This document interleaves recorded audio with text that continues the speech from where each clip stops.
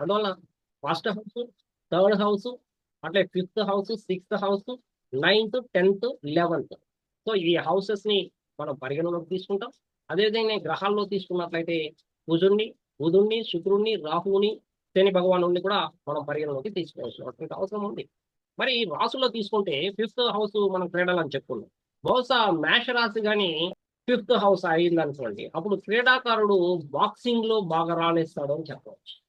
ఎందుకంటే ఇది కుజుడి యొక్క ఇల్లు కాబట్టి కుజుడు ఎప్పుడు కూడా ముఖాముఖి అంటే ఎదురుగా నిలబడి ముఖం మీదనే కొట్టుకునేటువంటిది. ఇది ముఖాన్ని కూడా చూసేసుకుంటే ముఖం మీదనే కొట్టుకునేటువంటి ఆవశ్యకత ఉంటుంది మనకు. కాబట్టి అంటే అంతటి ధైర్యము సాహసం మనం మనం చూడండి, మనం ఒకరినొకరు ఎదురుగా నిలబడి ముఖం మీద కొట్టుకోవాలంటే భయపడతాం. దానికి ధైర్యం కావాలి, దానికి సాహసం కావాలి. సో అవన్నీ కూడా కుజుడికి ఉన్నాయి కాబట్టి అతను ధైర్యంగా ముందుకు వెళ్ళి అతను ముఖం మీద కొట్టడానికి ముందుకు దూకుతాడు. అందువల్ల వీళ్ళకు బాక్సింగ్ చాలా ఆ, క్రీడలో బాగా రాణించగలుగుతారని చెప్పవచ్చు. అట్లే వృషభ రాశిని తీసుకున్నట్లయితే వీళ్ళలో దృఢ సంకల్పం ఉంటుంది, నమ్మకం ఉంటుంది, పట్టుదల ఉంటుంది. అందువల్ల వీళ్ళు మైదానంలో బాగా రాణించగలుగుతారు. మైదానంలో ఆట ఏముంటాయి?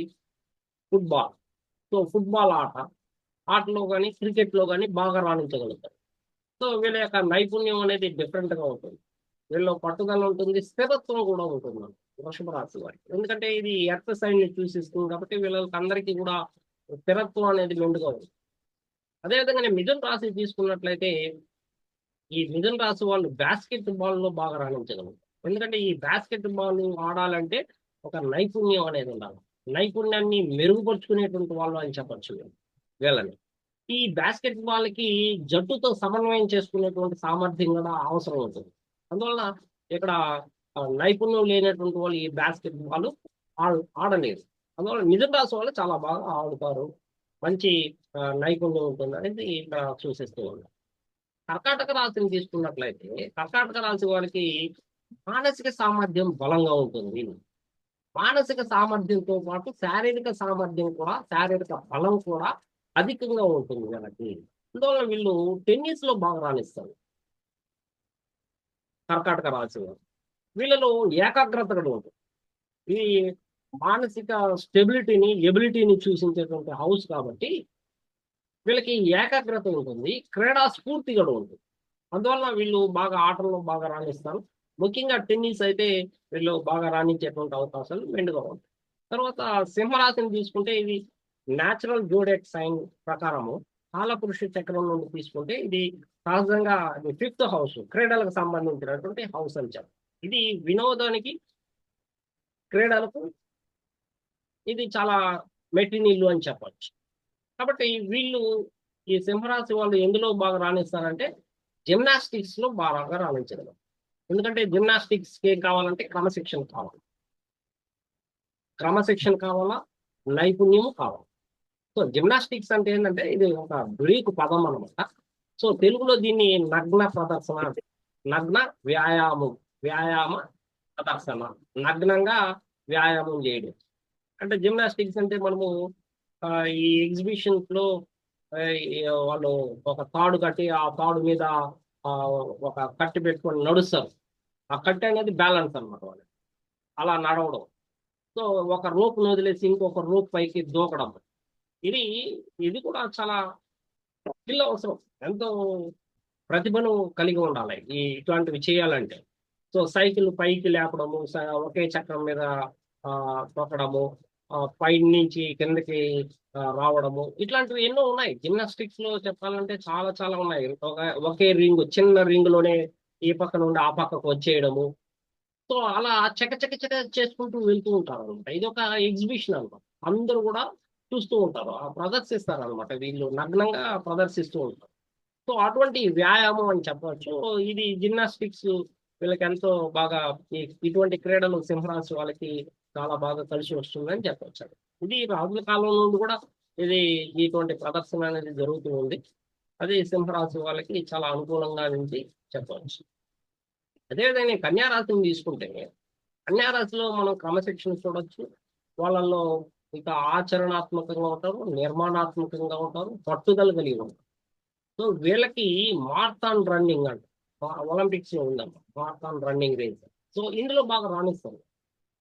ఎందుకంటే చాలా ఓపిక కలిగినటువంటి వాళ్ళు, కొంత నైపుణ్యం ఉంటుంది కాబట్టి ఆ బ్యాలెన్స్ అంటే ఎంత దూరం నడవాలనో, ఎలా స్పీడ్ గా నడవాలనో, ఎంత స్పీడ్ గా పరిగెత్తాలనో వీళ్ళకి బాగా ఓర్పు సహనం వలన వీళ్ళు ఆ బ్యాలెన్స్ మెయింటైన్ చేయగలుగుతారు. కాబట్టి ఆ రకంగా అందులో విజయాన్ని సాధిస్తారు ఈ కన్యా రాశి వారు అని చెప్పచ్చు. సో మరి తులారాశిని తీసుకున్నట్లయితే ఇది వాయుతత్వ రాశి అవుతున్నది, పైగా శుక్రుడు యొక్క ఇల్లు. సో ఇందులో పట్టుదల ఉంటుంది, చాలా పట్టుదల ఉంటుంది, స్ఫూర్తి ఉంటుంది, క్రియేటివిటీ ఉంటుంది. అంతేకాకుండా కొత్త దాన్ని చేస్తారు. అంటే ఒక పరిపూర్ణమైనటువంటి దృష్టి అంట, పరిపూర్ణమైనటువంటి దృష్టితో కలిగి ఉంటారు. అందువల్ల గోల్ఫ్ అనేటువంటి క్రీడను క్రీడలో వీళ్ళు బాగా రాణించారు. అంటే గోల్ఫ్ అంటే ఏంటంటే ఒక బాస్కెట్ బాల్ లాగా ఉంటుంది, బాల్ పెట్టుకుని ఒక చిన్న హోల్ ఉంటుంది దూరంగా. సో అందులోకి కొట్టాలన్నమాట. అందులో కొట్టాలంటే వీళ్ళకి చాలా ఏకాగ్రత ఉండాలా, క్రీడా స్ఫూర్తి కలిగి ఉండాలా, పట్టుదల ఉండాలా, ఓర్పు కూడా ఉంది. సో ఇవేవి బ్యాలెన్స్ చేయకపోతే నువ్వు ఈ నువ్వు కొట్టేటువంటి ఆ బాల్ ఆ హోల్లో పోయి పడదు, అది ఎక్కడో పోయి పడుతుంది. సో మళ్ళా నువ్వు ముందు పెట్టుకొని మళ్ళా ప్రయత్నాలు, ఇట్లా ప్రాక్టీస్ ఎన్నో సార్లు చేస్తే గానీ నీకు ఆ బాల్ పోయి ఆ హోల్లో పడదాను. అటువంటి గోల్ ప్రాక్టీస్ బాగా రాణించగలుగుతారు ఈ తులారాశి వారు అని చెప్పచ్చు. సో మరీ ముఖ్యంగా వృశ్చిక రాశిని తీసుకుంటే వీళ్ళు వెయిట్ లిఫ్టింగ్ లో బాగా రాణించగలరు. ఎందుకంటే వీళ్ళలో రహస్యమైనటువంటి ఎనర్జీ ఉంటుంది, ఈ రహస్యమైనటువంటి విద్య. సో వెయిట్ లిఫ్టింగ్ ఎత్తాలంటే మనం ఒకేసారి శక్తినంతా ఉపయోగిస్తే మనకు కొంతసేపు కూడా అట ఎత్తలేము, ఎత్తలేము. దానికి సమయస్ఫూర్తి కావాలి, ఆ సమయస్ఫూర్తి వీళ్ళ దగ్గర ఉంది వృశ్చిక రాశి వారు. కాబట్టి ఆ వెయిట్ లిఫ్టింగ్ అనేది ఆ బలాన్ని నిదానంగా పుంజుకునేటట్టు చేస్తుంది. ఒకేసారి బలాన్ని చూపిస్తే ఫెయిల్ అవుతాం. ఒకేసారి కాకుండా కొద్ది కొద్దిగా బలాన్ని పెంచుకోవాలి. అలా బలాన్ని పెంచుకున్నప్పుడు మాత్రమే ఆ వెయిట్ ని ఎత్తగలుగుతాం. మనం ఏం చేస్తాం, బలాన్నంతా ఒకేసారి ఉపయోగించి పైకెత్తి మన వాళ్ళు కాదని కింద పడాలి. అలాంటిది ఏమి కాకుండా వాళ్ళు చాలా సమయస్ఫూర్తితో వాళ్ళు ఆ వెయిట్ లిఫ్టింగ్ చేయగలరు. అందువల్ల వెయిట్ లిఫ్టింగ్ వృశ్చిక రాశి వాళ్ళకి చాలా అనుకూలంగా ఉంటుందని చెప్పొచ్చు. మరి ధనుసు రాశిని తీసుకుంటే వీళ్ళు చాలా పదునైనటువంటి మనసు కలిగి ఉంటారు. సో నాలెడ్జ్ విషయంలో అయితే ఆ, చాలా అద్భుతంగా వీళ్ళకి నాలెడ్జ్ ఉంటుంది. అయితే వీళ్ళు ఇండోర్ గేమ్స్ ని ఇష్టపడతారు బాగా. అది చెస్, ఇట్లా కొన్ని ఆటలు ఇండోర్ గేమ్స్ ఉన్నాయి కదా, ఆ ఇండోర్ గేమ్స్ బాగా ఇష్టపడతారు. బాస్కెట్ బాల్ అనేసి ఇట్లాంటివి, ఆ, టెన్నిస్, ఇట్లాంటివి ఏదైతే ఇండోర్ గేమ్స్ ఉన్నాయో అవన్నీ కూడా ఈ పదునైనటువంటి మనసు కలిగినటువంటి వాళ్ళు బాగా తెలివిని, జ్ఞానాన్ని ప్రదర్శించేదానికి సంసిద్ధంగా ఉంటారు. కాబట్టి ఇండోర్ గేమ్స్ అన్నీ కూడా వీళ్ళకి చాలా అనుకూలంగా ఉంటాయి, అందులో రాణించగలుగుతారని చెప్పవచ్చు. మరి అదే విధంగానే మకర రాశిని కానీ తీసుకున్నట్లయితే ఈ మకర రాశి వాళ్ళకి వ్యూహాత్మక ప్రణాళికలు ఉంటాయి వీళ్ళకి. ఏదైనా ఒక వ్యూహాన్ని రచించగలుగుతారు, వ్యూహాన్ని పన్నగలుగుతారు, ప్రణాళికలు వేస్తారు. సో దానికోసం కష్టపడతారు, దానికోసం క్రమశిక్షణ, పట్టుదల, ఏకాగ్రత వీటిలన్నిటిని తీసుకువస్తారు.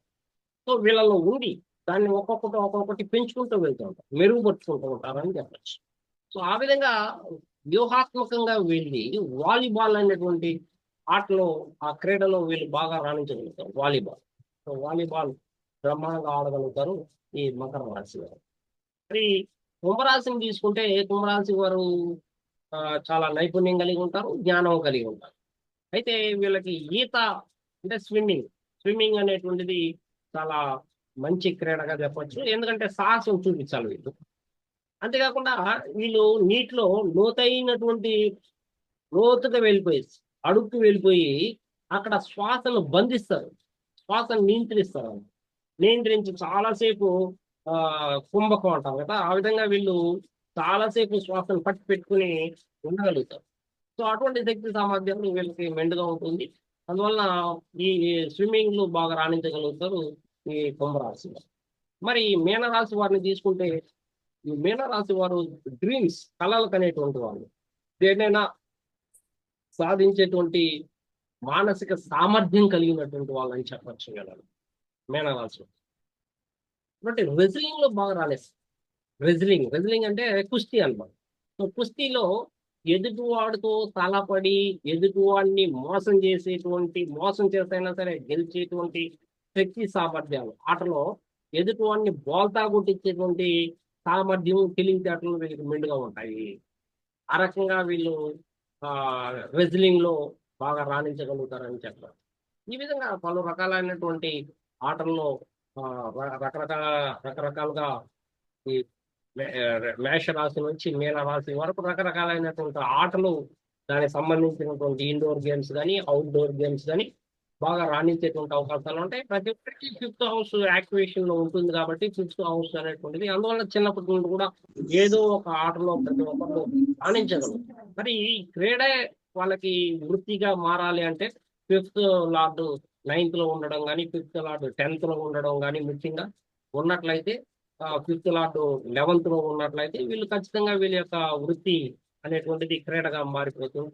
ఆ క్రీడ అనేది వృత్తిగా దాని ద్వారా సంపాదించడము, దాని ద్వారా నేమ్ అండ్ ఫేమ్ సొసైటీ అవడము. సో ఆసక్తి అనేటువంటిది పెరిగిపోతూ ఉంటుంది. వీళ్ళకి నైపుణ్యాన్ని పెంచుకుంటాము, ఓపిక సహనాన్ని పెంచుకొని వీళ్ళకి కావాల్సినటువంటి విజయాన్ని వీళ్ళు సాధిస్తారనేది శాస్త్రం తెలియజేస్తారు. సో ఆ విధంగా మనము సచిన్ టెండూల్కర్ని తీసుకున్నట్లయితే ఆయన కన్యా లగ్నము 5th లార్డ్ 9th లో ఉన్నాడు. ఆయన 5th లార్డ్ 9th లో. సో ఇక థర్డ్ లార్డ్ మార్స్ మకరంలో ఉచ్చ స్థానంలో ఉంది. సో తృతీయ అధిపతి పంచమంలో ఉచ్చ స్థానంలో ఉండేదాని వల్ల సో అతను చూడండి ఎంత అది శని యొక్క ఇంట్లో ఉండడం వల్ల అతని యొక్క డిసిప్లైన్ చూసాం, అతని యొక్క పట్టుదలను చూసాం. అతను నిదానంగా ఆటను కొనసాగిస్తూ చాలా వేగంగా ఆ స్థాయికి వెళ్ళేటువంటి అంటే సెంచరీ కొట్టే స్థాయికి వెళ్తున్నాడు అంటే చాలా ఫాస్ట్గా ఆడుతాడు. మొదట్లో చాలా స్లోగా ఆడుతాడు అంటే స్లోగా ఆడుతూ ఒక ఫాస్ట్గా అచీవ్ చేసేటువంటి బ్రెయిన్ మైండ్ క్రమశిక్షణ మనం చూసాం అతను. సో దీనికి కారణం ఏంటంటే పంచమాధిపతి 9th లో ఉండడము, పంచమంలో తృతీయాధిపతి బలవంతుడయ్యి ఉండడం వల్ల అతని క్రీడల్లో బాగా రాణించగలిగాడు అనేది మనం ఇక్కడ తెలుసుకుంటున్నాం. సో ఈ విధంగా క్రీడల్లో రాణించాలంటే ప్రత్యేకంగా ఈ గ్రహాలను ఈ ఇళ్లను మనం పరిశీలనలోకి తీసుకోవాల్సినటువంటి అవసరం ఎంతైనా ఉంది. Thank you Sudhakar sir. Thank you sir. ఈ ప్యానెల్లో ఉన్న వాళ్ళకి ఎవరికైనా డౌట్స్ ఉంటే అన్మ్యూట్ చేసుకుని అడగవచ్చు ఈ సబ్జెక్ట్ మీద. సార్ అది నా కొడుకుది మిథున లగ్నం సార్. తను కూడా బాస్కెట్ బాల్ ఆడుతున్నాడు సార్. కన్యా రాశి మిథున లగ్నము. అది తెలియకుండానే బాస్కెట్ బాల్కి వెళ్ళాల్సిన పరిస్థితి వచ్చింది సార్. ఇంట్రెస్టెడ్గా వెళ్తున్నాడు, చేస్తున్నాడు. నేను అదే మీరు మిథున రాశి అన్నారు కదా, కనెక్ట్ అయింది సార్ కరెక్ట్గా అది.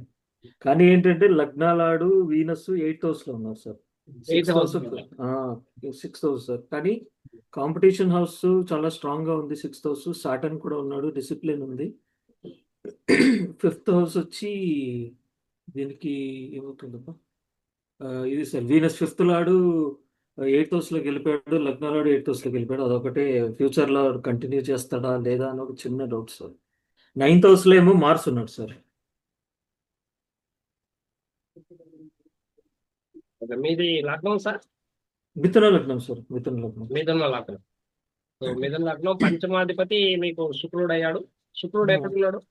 8th house sir. ఎక్కడ sir? 8th house. 8th house. So 8th house లో ఉన్నటువంటి వాళ్ళు అదే చెప్పాను కదా, ఒక ఆశయం అనేది ఇతరులకు సేవ చేసేటువంటి దృక్పథం కలిగి ఉంటారు 8th హౌస్ లో ఉన్నప్పుడు. సో అందువల్ల క్రీడలో మీకు మిథునం అనేది లగ్నాధిపతిగా నైపుణ్యము ఇవన్నీ బలాన్ని తెలివితేటలని అన్నిటినీ ఇచ్చినా కూడా అందులో కొన్ని రోజుల వరకే మీరు ప్రయాణించగలుగుతారు. సో ఎక్కువ రోజులు దాంట్లో ప్రయాణం అనేది జరగదు. అడ్డంకులతో దాన్ని నిలిపేసేటువంటి అవకాశాలు ఉంటాయి. సో మొత్తానికి మీకు బాస్కెట్ బాల్ అంటే చాలా ఇష్టం, అంతేనా? నా కొడుకు సార్. నా కొడుక్కి రైట్. సో 9th లో మార్స్ ఉన్నాడు సార్. అక్కడ వచ్చి కుంభం అవుతుంది 9th.